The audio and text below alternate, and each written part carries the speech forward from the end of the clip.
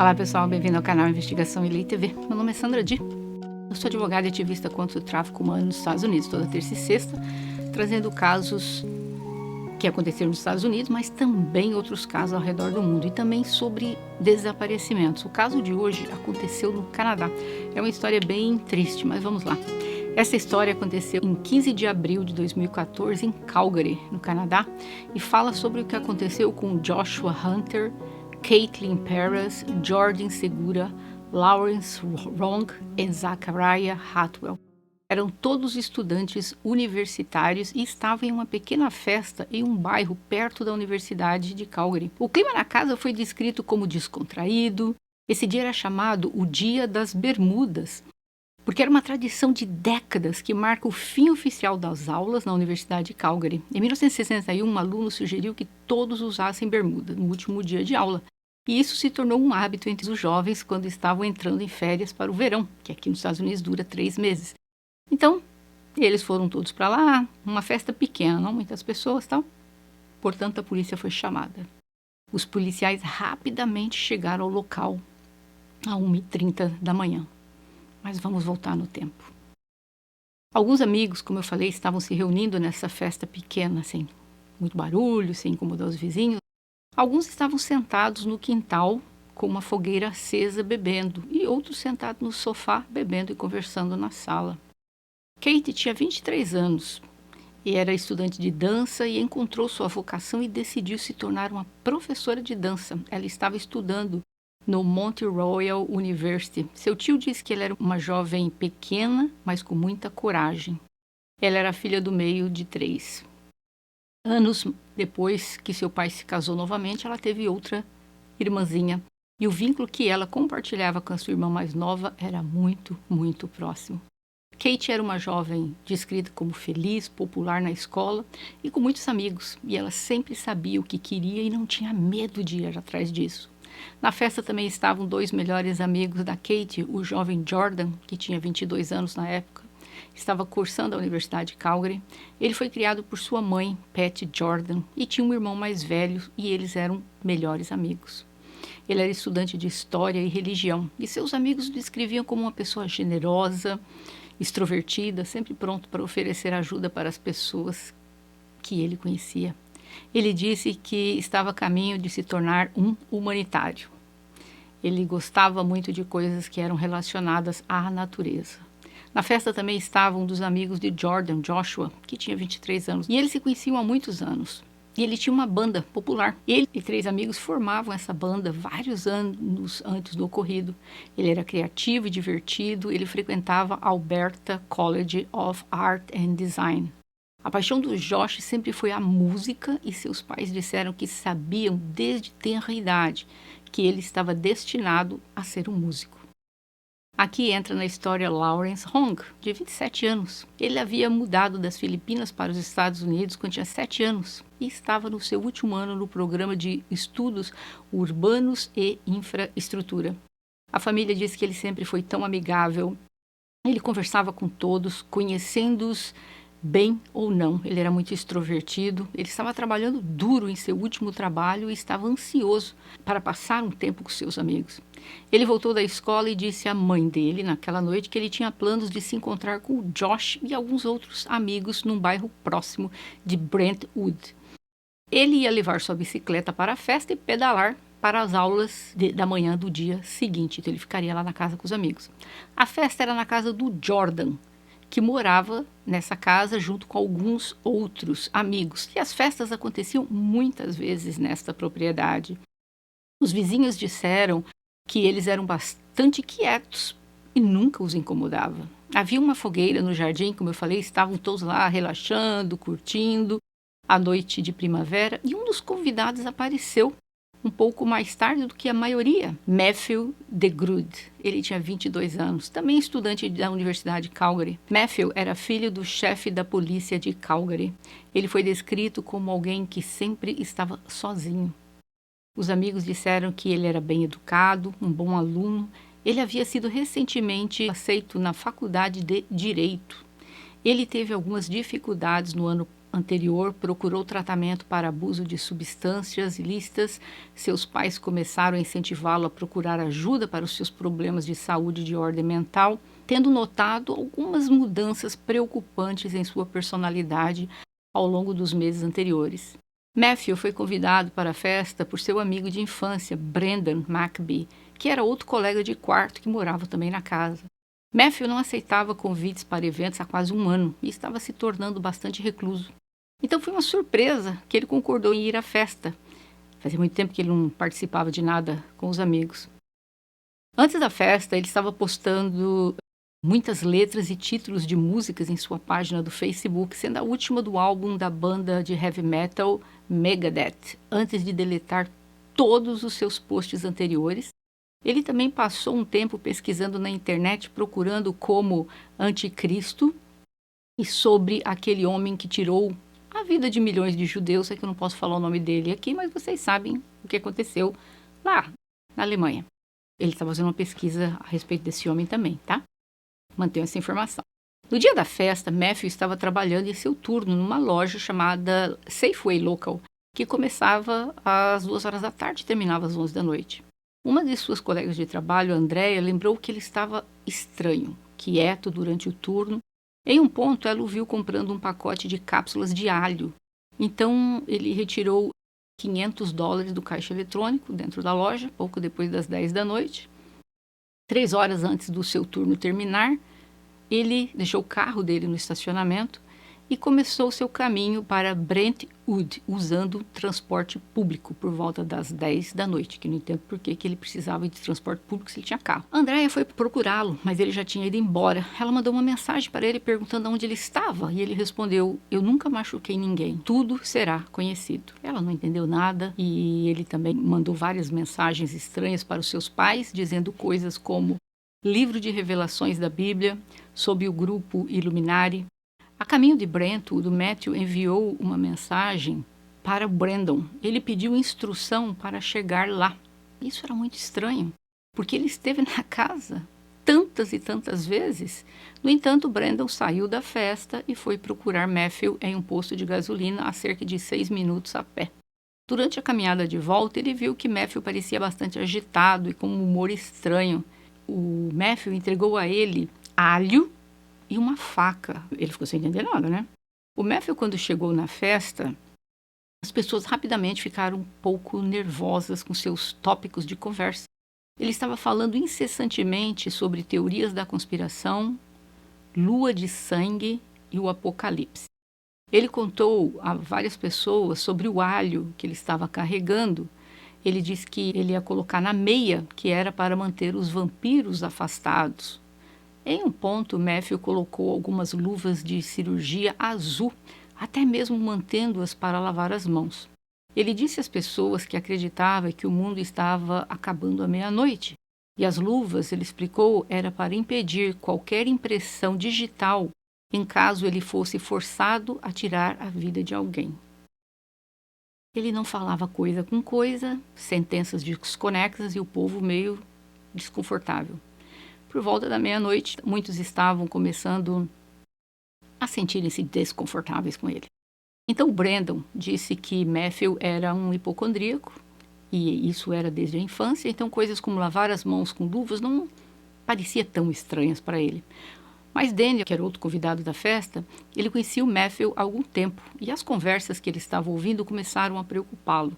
Então ele perguntou ao Matthew se poderiam dar um passeio com ele. Talvez ele poderia clarear a cabeça, e eles saíram de casa e foram dar um passeio de 45 minutos pela área. Mas as estranhas conversas continuaram, e quando a dupla voltou para casa, Matthew jogou seu telefone na fogueira.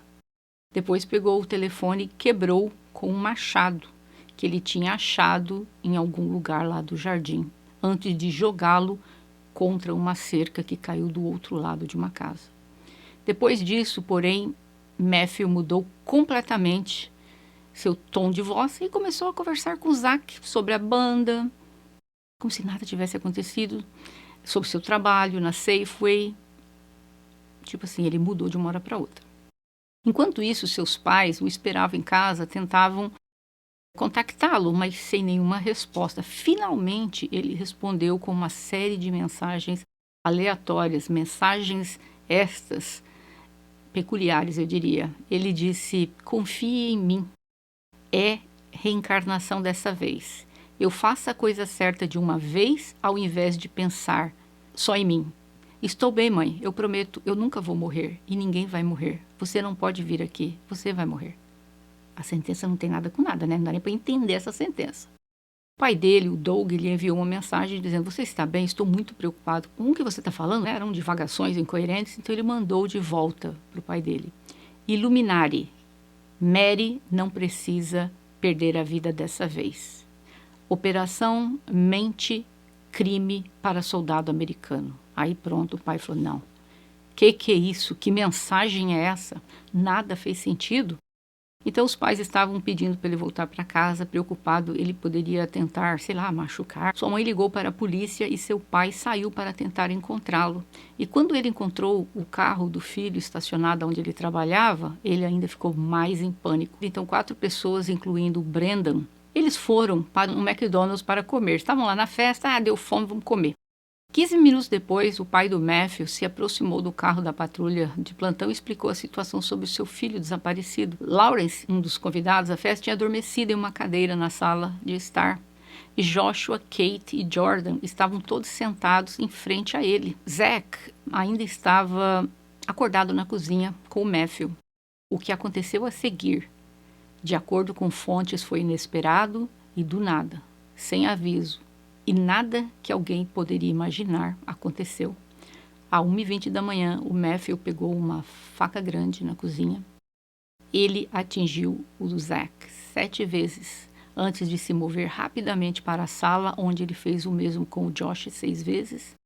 Depois disso, ele fez isso com o Jordan. A Kate tentou escapar, mas Matthew a perseguiu em outro quarto, antes de fazer o mesmo com ela. Ele tirou a vida do Lawrence enquanto ele estava dormindo. 5 pessoas. Josh sofreu um enorme trauma corporal e estava perdendo muito sangue. Mesmo com tudo que ele estava passando, ele se levantou e ficou na porta da frente gritando por ajuda. Matthew o seguiu, perseguindo-o pela rua com a faca. Então ele virou e começou a correr de volta para casa. Era uma cena horrível. Os que tinham ido para o McDonald's estavam voltando para a festa. Quando o Brendan então viu o Josh, ele saiu correndo da casa. O Josh havia saído correndo da casa machucado e o Matthew estava correndo atrás dele, né? Só que o Brendan perseguiu o Matthew para fazer ele parar, né? O Brendan era o que estava indo comer lá. Então ele perseguiu o Matthew para fazer ele parar e foi capaz de alcançá-lo e agarrou no seu braço e o convenceu a soltar a faca. Foi então quando o Matthew se virou para ele e disse que, olha a frase, é a noite de longas facas. Essa é a frase. Que frase é essa? Então ele saiu correndo. O Brendan o perseguiu uma vez e ele o alcançou novamente. O Matthew limpou as mãos ensanguentadas nas mãos do Brendan e lhe disse que eles eram irmãos de sangue. E disse ao seu amigo para não ficar no seu caminho ou ele seria o próximo. Então o Brendan deixou Matthew e foi para a casa, onde estava o pessoal, e lá ele encontrou uma cena que ele nem sonhava. Um dos outros colegas de quarto estava no andar de cima, não estava participando da festa, ele estava com os fones de ouvido e estava abafando os sons, então ele nem percebeu o que estava acontecendo. Mas depois, né, quando esse pessoal que voltou do McDonald's, começou aquela gritaria, aquela comoção toda, então essa pessoa rapidamente trancou a porta e ligou para a polícia. O despachante disse que a pessoa que telefonou estava claramente assustada, pois ela pediu à polícia que viesse o mais rápido possível, e a polícia dizia, nós estamos indo, mas ela, não, mas vocês têm que virem. Ela estava assim, quase que histérica no telefone. Ele disse que ele pôde ouvir os gritos e choro ao fundo. Quanto mais a moça se movia no quarto, perto da porta, ele começou a ouvir todo o som do pessoal lá embaixo, aquela comoção toda. Isso traumatizou essa jovem e ela teve que tirar uma folga do trabalho antes de ser eventualmente diagnosticada com transtorno de estresse pós-traumático. Isso ocorreu devido ao que ela ouviu. 2 ligações foram feitas nos 2 minutos que se seguiram para a polícia, enquanto os amigos que tinham ido ao McDonald's tentavam ajudar os 5 que foram atacados. Menos de 3 minutos após a primeira chamada, a unidade Caninas da polícia chegou à casa. Os policiais foram recebidos pelo Josh, que estava no gramado da frente, ainda vivo, mas ele não resistiu. O Jordan já estava sem vida, deitado do lado do amigo. Dentro da casa havia um amigo tentando salvar o Lawrence, mantendo pressão em seus ferimentos, mas já era tarde. Ele perdeu a vida. Olha que coisa incrível, que os pais do Lawrence, a Marlene, disseram que ela sentiu que tinha alguma coisa estranha. Ela disse que uma sensação tomou conta dela, um frio na barriga, pois ela não conseguia falar com o filho, ela não estava sabendo de nada ainda, né? Então ela disse que não sabia por quê, mas algo estava dizendo a ela e ao marido que eles precisavam ouvir a voz do Lawrence e ter certeza que estava bem. Chamaram, mandaram mensagem, nada. Enfim, seu pai até acabou adormecendo, olhando para o telefone, esperando para o Lawrence ligar de volta para ele. Aquela coisa de intuição de pais. Naquele momento o filho estava perdendo a vida e de certa forma eles estavam achando que tinha algo acontecendo. As pessoas estavam no quarto com a Kate tentando salvá-la. Ela estava quase inconsciente.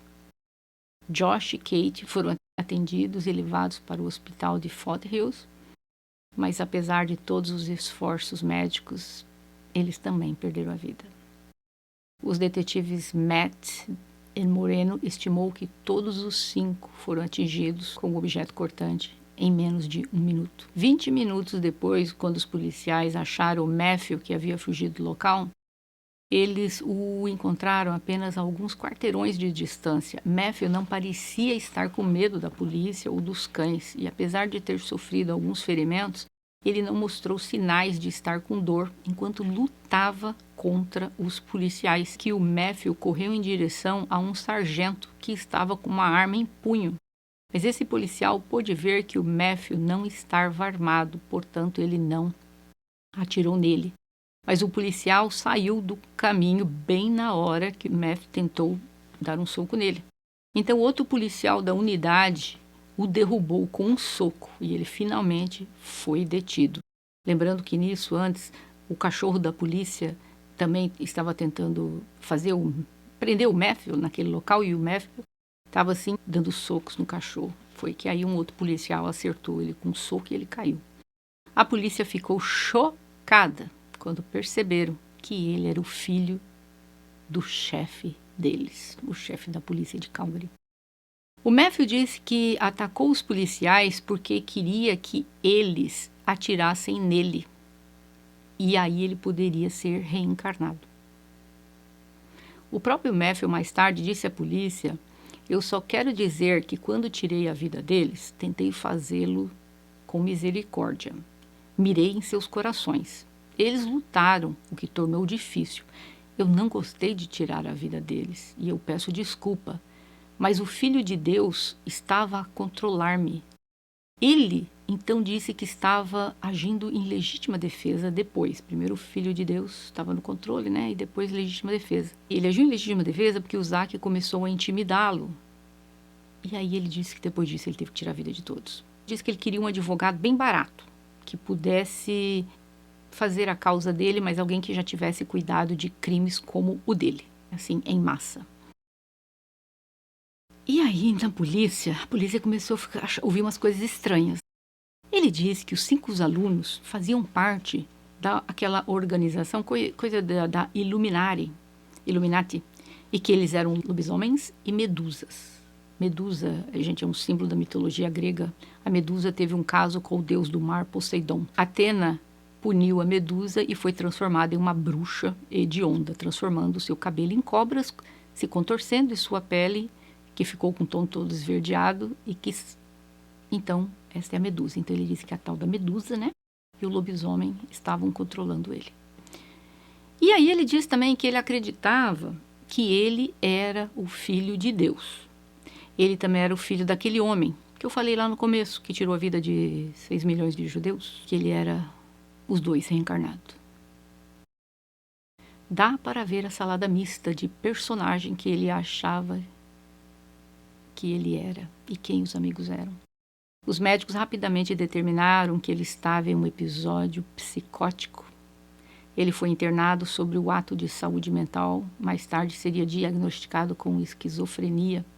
Nas horas seguintes, notícias foram espalhadas por familiares e amigos sobre o que tinha acontecido. E uma celebração anual cheia de alegria, né? Uma promessa para o futuro, terminou de uma forma tão triste e tão sem sentido. A família da Kate diz ter certeza absoluta de que a polícia deveria ter identificado a garota errada. Eles não tinham ideia que a Kate estava em uma festa naquela noite. Quando a polícia bateu também na porta dos pais do Lawrence, eles souberam imediatamente que era uma má notícia. A mãe do Jordan disse que a polícia estava relutante em dar detalhes, então ela ligou a televisão e viu no noticiário tentando juntar os fatos, assistindo através de uma coletiva de imprensa. Então ela soube com detalhes e a polícia ainda não tinha conseguido informá-la formalmente. Os pais do Josh perceberam que seu filho não estava em casa e também viu pelo noticiário, também viu que a casa lá já estava isolada, cheia de policiais. A mãe do Zach, Rhonda Lee, sabia que seu filho estava em Brentwood naquela noite, mas não estava preocupada porque ela sabia que ele não tinha planejado voltar para casa. Então, quando ela chegou do trabalho naquela manhã, ela atendeu o telefone de um dos companheiros da banda do Zach, o Barry. Ele disse que estava na festa naquela noite e o Josh havia perdido a vida, mas ele não sabia onde ele estava. A Rhonda Lee ligou para a polícia imediatamente implorando para saber se o filho dela estava no local. Eles disseram que ligariam de volta. Isso voltando aqui um pouquinho no passado, né? E depois disseram que realmente era ele. Gente, imagina o desespero da família. A polícia tentou informar a todos pessoalmente, mas a imprensa é rápida, ficou sabendo, já saiu colocando na televisão e não deu nem tempo para que eles vão pessoalmente avisar a família. Assim que as acusações criminais foram oficialmente feitas, o advogado do pai do Matthew deu uma entrevista dizendo que o pai do Matthew e sua mãe estavam absolutamente arrasados, que eles estavam de coração partido com o que ocorreu e estava dando as condolências pelo que aconteceu às famílias dos 5 jovens que tiveram a vida abreviadas. O advogado está falando em nome dele. Ele disse que ele e a esposa estavam devastados e sentiam muita dor pelas famílias que foram impactadas pelo filho deles e que ele sabia que palavra alguma poderia conter ou aliviar a dor e o sofrimento deles, mas que, por favor, aceitassem as mais profundas condolências. Que os pensamentos e orações também se estendiam aos socorristas que compareceram à cena, que tiveram que se desapegar de suas emoções para fazerem um bom trabalho, com profissionalismo, e eles foram excepcionais. Continuou dizendo que, como qualquer pai pode dizer, o amor por seu filho é incondicional. E nós amamos muito o Matthew. Ele tinha um futuro brilhante pela frente. Quando estava prestes a começar a faculdade de Direito no outono, esperamos que um dia tenhamos respostas sobre o porquê que tudo isso aconteceu, independentemente que isso não vai trazer as vítimas de volta, mas daríamos qualquer coisa para fazer isso. As palavras finais são para vocês, a mídia, ele disse. Pedimos que respeitem a privacidade de nossa família enquanto lidamos com o ocorrido. 5 velas foram acesas para cada um deles em 23 de abril. Foram realizados funerais para todos os 5 indivíduos e toda a comunidade que estava chocada. Compareceram pessoas de várias partes de cidades vizinhas e até de outros estados. Foram para prestar seus respeitos em um memorial público realizado na Universidade de Calgary. O impacto que as perdas tiveram sobre os alunos, professores e a comunidade ficou claro naquele dia. Matthew, ele acabou sendo acusado por ter tirado a vida dos 5 amigos. Em 22 de maio de 2014, uma avaliação psicológica foi feita e declarou que ele era inimputável, ou seja, foi declarado que ele estava profundamente mentalmente doente. Mas depois ele foi apto para seu julgamento. Em 16 de maio de 2016, 2 anos após o ocorrido, se declarou inocente. A sala estava tão lotada que os jornalistas tiveram que receber permissão especial para se sentar no tribunal do júri. Então, muitos estavam disputando o lugar lá. A equipe da defesa do Matthew chamou vários médicos especialistas para apoiar a tese de que o Matthew não poderia ser criminalmente responsável pelo ocorrido.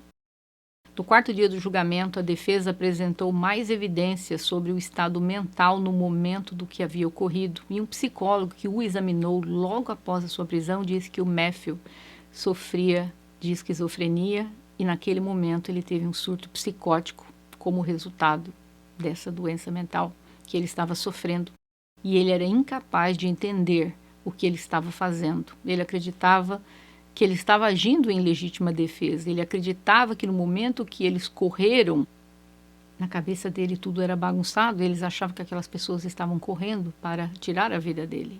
E a sua única alternativa era defender-se. Seu advogado também pediu que fosse considerado inimputável, que ele seria levado para um hospital psiquiátrico, que ele tomaria remédios para ele ficar bem. As mensagens de texto que o Matt enviou para seu colega de trabalho alegavam que parecia que havia evidências de planejamento, era algo pré-planejado, a alegação não poderia ser provada no tribunal.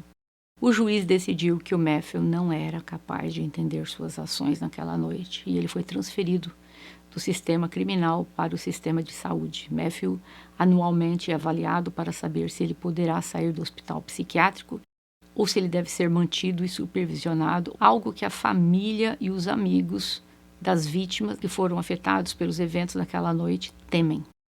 Os médicos continuam a analisar o caso do Matthew e descreveram como que ele é um modelo paciente. E depois disso ele recebeu privilégios. Ele começou a ir à cidade, mas com um adulto responsável da clínica. E aí ele progrediu. Começou a ir na cidade sozinho, voltava para a clínica. O pai do Matthew disse que é muito triste porque as pessoas olham para ele como se é uma família feliz. Está lá 5 famílias e amigos sofrendo, mas a família do Matthew está o vendo sempre. E que ele havia progredido depois de estar em tratamento, as liberdades foram aumentando. E o Conselho Médico de Revisão da Alberta disseram que tudo dependerá se o Matthew irá um dia parar de tomar a medicação, porque isso o levará a uma recaída dentro de semana ou meses. E isso seria catastrófico, foi o que o psiquiatra falou. Em uma audiência com o Conselho de Revisão de Alberta em setembro de 2021, Matthew disse que ele aceita o que ele fez e que ele estava arrependido e que ele espera que um dia seja visto como uma pessoa capaz de ganhar o seu caminho de volta à sociedade. Ele disse: o peso dessa tragédia pesa sobre os meus ombros e não diminuiu ao longo do tempo. Eu carrego a vergonha e a culpa 24 horas por dia, 7 dias na semana. Em 2021, o Conselho rejeitou uma dispensa completa, porque acredita que o Matthew ainda é um perigo à segurança pública. Mas permitiram-lhe mais liberdades, incluindo, como eu falei antes, sair em liberdade às vezes. Mas, gente, se nessa saída ele vai e elimina o resto? Que raio de psiquiatra é esse?